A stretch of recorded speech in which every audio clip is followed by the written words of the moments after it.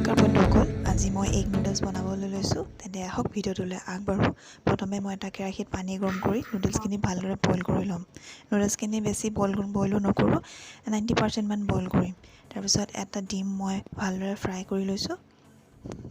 এয়া দেখিছে, ডিমটো ভালদৰে ভাজি ল'লোঁ। ভাজি কেনে ডিমখিনি উলিয়াই ল'ম আৰু সেইখন কেৰাহীতে মই অকণমান তেল দিম আৰু তেল দি প্ৰায় মই নহৰু মিহিকৈ কুটি লৈছোঁ, পিঁয়াজ কুটি লৈছোঁ, এটা মিডিয়াম চাইজৰ, অলপ বন্ধাকবি লৈছোঁ আৰু এটা মিডিয়াম চাইজৰ বিলাহী কাটি লৈছোঁ। আৰু প্ৰথমে মই কেৰাহীখনত নহৰুখিনি মিহিকৈ কুটি লোৱা দি ল'ম আৰু নহৰুখিনি দি মই ভালদৰে ভাজি ল'ম। তেল আগতে কণী ভজা তেল আছিলে, সেইখিনি তেলতে মই এতিয়া নহৰুখিনি দি দিম। এয়া দেখিছে, মই নহৰু দি দিছোঁ। এয়া ভালদৰে মই ভাজি তাতে মই পিঁয়াজখিনি দি দিছোঁ। পিঁয়াজখিনি মই বেছি মিহি কৰা নাই।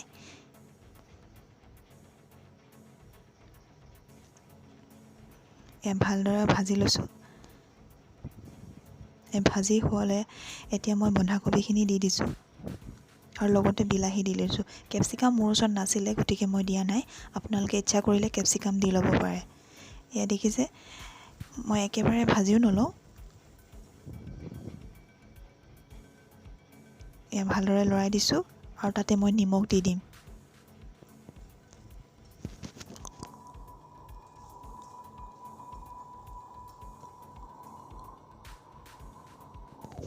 এতিয়া মই নুডলছখিনি দি দিছোঁ।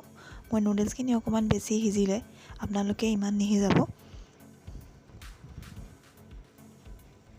সেইকাৰণে মই হাতেৰে অকণমান মেলি দিছোঁ আৰু তাতে মই দিছোঁ হাক্কা নুডলছৰ মছলা 1 পেকেট আৰু লগত দিম মই, দেখিছে ভালদৰে মছলাখিনি দি দিছোঁ আৰু লগত দিম মই টমেটো কেচাপ। দেখিছে, 1 চামুচ বেছি দিছোঁ, 1.5 চামুচমান হ'ব টমেটো কেচাপ দিছোঁ। আৰু ইয়াত দিছোঁ চয়া চচ মই 1.5 চামুচে দিছোঁ।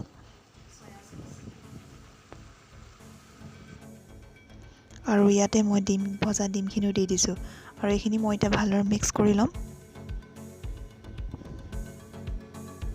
মোৰ চাওমিন ৰেডি হৈ গ'ল।